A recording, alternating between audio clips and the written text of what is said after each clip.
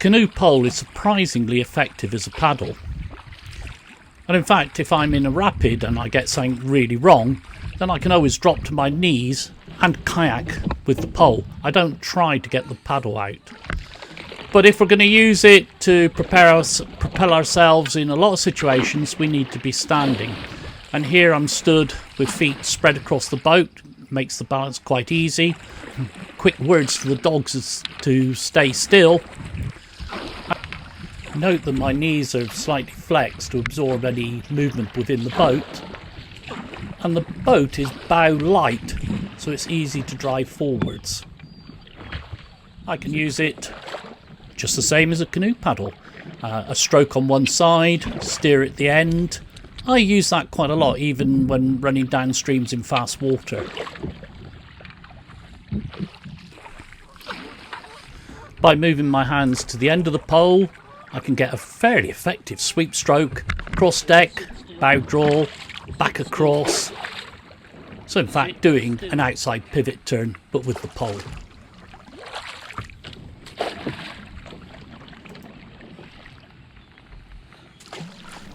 So a lot of people ask why we pole, and it's very traditional in some areas. I'm part of it. For me, it's been slightly contrary. I like the challenge of poling for going upstream, and you know, when the rivers are really low, there's not a lot of sport in paddling down them. Using a pole to go upstream is great, but there's a lot more to it than that.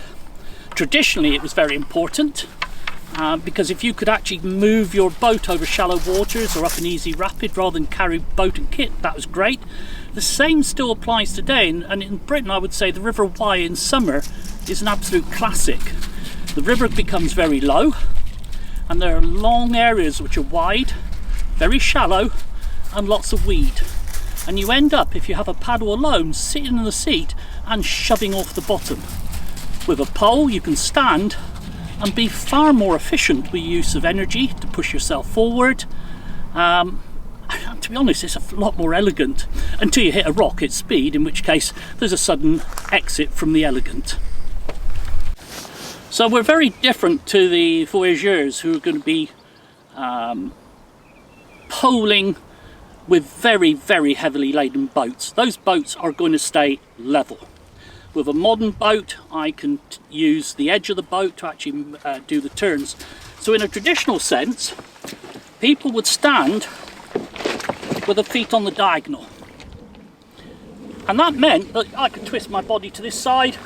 And in fact, if you look at the photographs, you'll see them facing backwards and all sorts. You know, because the boat in itself is stable. Which way you face and how your feet are isn't the important thing. It's how you put the energy into the stroke. So the diagonal is the traditionally taught system. It does have a disadvantage in that if I want to do something on this side, or if I want to use the edge of the boat, which I use in this modern method, then it's not as easy. And what I will do, generally, but not always, I will stand with my feet square. And the advantage of square feet, I can control the edge of the boat much more and use it to help me with the steering, the manoeuvring within the rapid, and quick swaps from one side to the other side. So for many years I used this traditional diagonal stance, and I've been working at a canoe symposium in the Lake District, and the organisers had brought over from North America umpteen times world poling champion Harry Rock. And Harry had been running very successful workshops through the weekend, but we organised on the Monday for some of the coaches to go out with him. And we went to Brave A Pool. And Ash, St and Claire and myself were very keen. We were changed very quickly. We had our dry suits on. Somebody asked us why. I said because it was inevitable we would end up in the water. But anyway, there was a good rapid above us. We had a go and we were struggling. There was one ledge we could not get up. After several attempts, Harry was getting on the water himself. He didn't bring the group together. He just poled straight up the rapid that we were doing, poled straight up the ledge with no apparent effort, went a little bit further, turned round, and the whole body language said, "Boys, do you want some of this?" And Ash and I were, yes, Mr. Rock, we'll have some of that.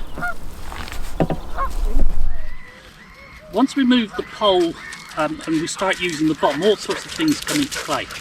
And I have different poles for different jobs. This is my most lightweight pole, really useful for tapping dogs on the bum. I've got a heavyweight pole with spikes on each end if I want to really go up some rapids. But if I'm pushing off the bottom, there are a couple of principles. If I have the pole too steep and I'm pushing, basically all I'm doing is lifting myself in the canoe and losing traction and steerage. Billy, ideally I want to be pushing when the pole is at a relatively low angle, and getting it down onto the bottom and then pushing is quite hard. But there's another thing. Out there when I was kayaking, I was using a kayak grip, so both sets of knuckles are on top of the pole. The way the muscles work, when I'm actually pushing here, one hand's going to be like that and the other is there. Now, lots of things I can do. I can just jab off the bottom and push myself forward. I do that. If I'm climbing a ledge and I get a good hook into the bottom, I may climb the pole hand over hand and shove off the end. So straight away, there isn't a method. There are methods. But one of the things with this feet across the boat is I can swap sides. And I'll do it at speed. You get so far up your pole and you go, I've got to swap.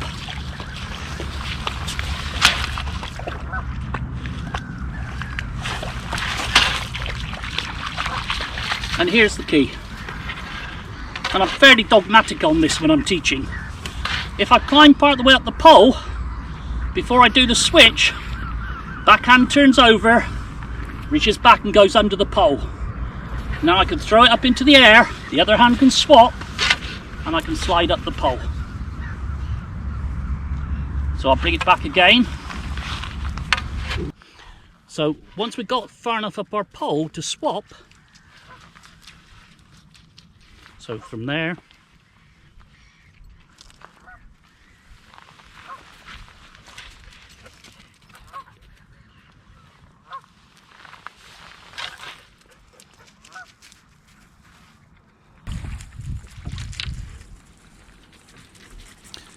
so here is the hand swap in action. And the other thing to note is, once the pole is in, I'm actually waiting for the boat to travel forward slightly and the pole to drop to a better angle before I put the main thrust in. The canoe is bow light, and that again makes steering very easy.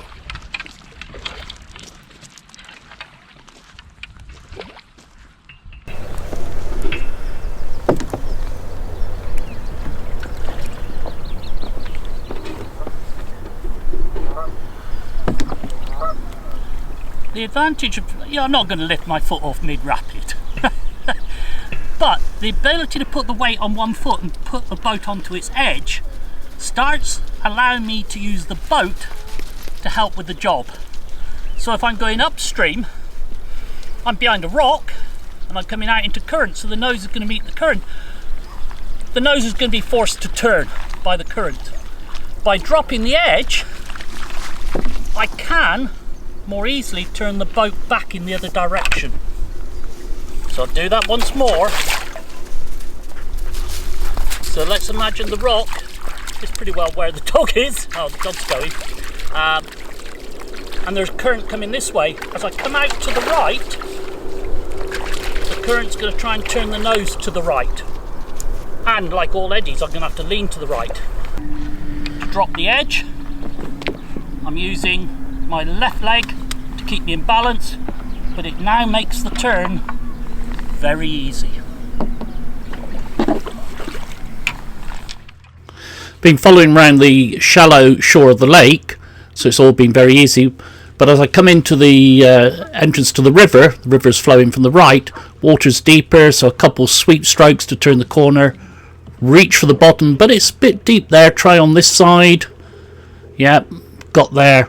And because it's deep, I'm windmilling the pole, so dropping the end in ahead of me, letting the boat cruise past it, push when it's at the right angle, and on again. But it's getting deep on this side, so we'll move across into the shallow water.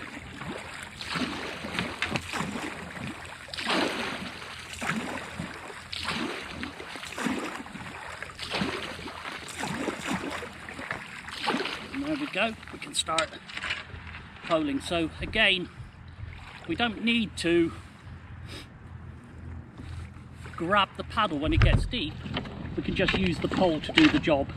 Back in shallow, the pole is the tool for the job now. Eventually the river becomes a little shallow and there is a small rapid, and what I'm going to do is ascend that pretty well up the middle there. The only clearish channel, even though it's going to grind out a few times. I've stuck my helmet on for all of us. You know, you can make a mistake and it's going to be a very quick exit from the boat. I like to have a little bit of protection when I'm in these rocky places.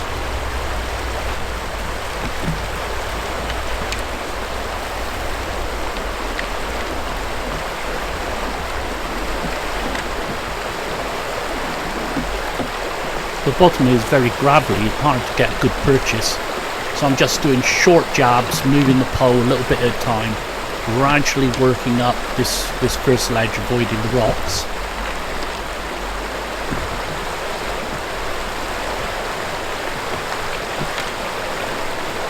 There's the turn, there was a little bit of weight to the right. Now climb the pole,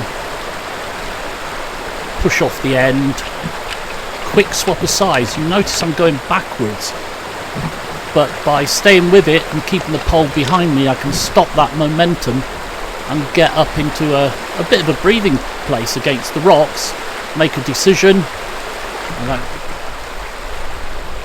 and then I can push on again, short jabs. Notice how light the bow is, and that means that the water goes in under the boat, doesn't turn the bow around, making my life difficult. Gain that tilt to turn the boat. Camera's moved out of position. Not a stroke I use a lot. Swap sides. Camera tap. And then back on to climbing the last easy bit of the rapid. Short jabs work up here. Got a good purchase so I can climb the pole. And there I am at the top.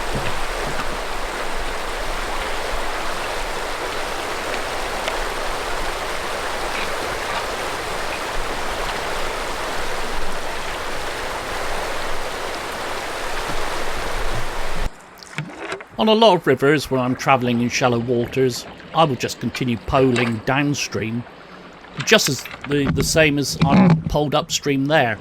But there is an older technique, well, I would consider an archaic technique called snubbing, where you can actually use the pole to slow the boat. But to do that, that means there's going to be the water is going to really try to grab hold of the stern. So if you look, the carrying thwart is just behind me and I'm well forward in the boat, so the stern now is high and the water can flow under the stern without grabbing it.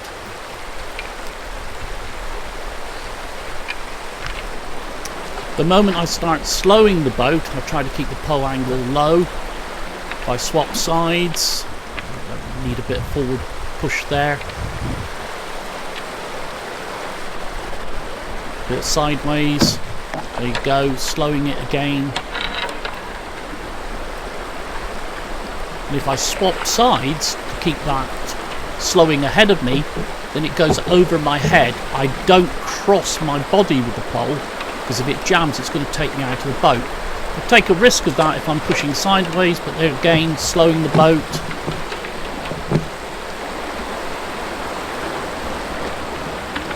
Reverse ferry. By changing the angle, it will help the boat move across the current.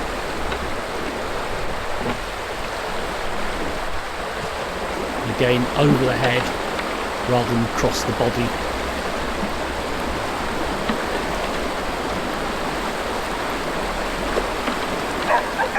Quite slow and deliberate, really important back in the days of laden birch bark canoes, because you didn't want to run down onto ledges and rocks and stave the front of the boat in.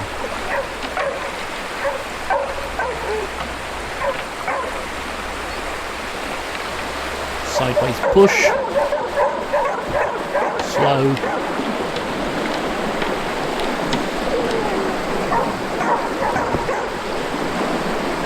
now in position for the last little shoot, sideways, and now I'm going to take the speed off again with a series of jabs.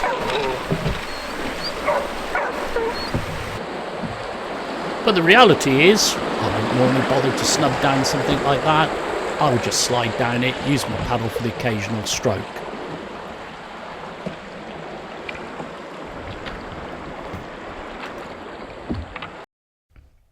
Thank you for watching. My own illustrated book on canoe techniques is available direct from myself or from Amazon. You can subscribe to my channel by clicking on the icon in the bottom right corner, and likes and comments are always very welcome. Thank you.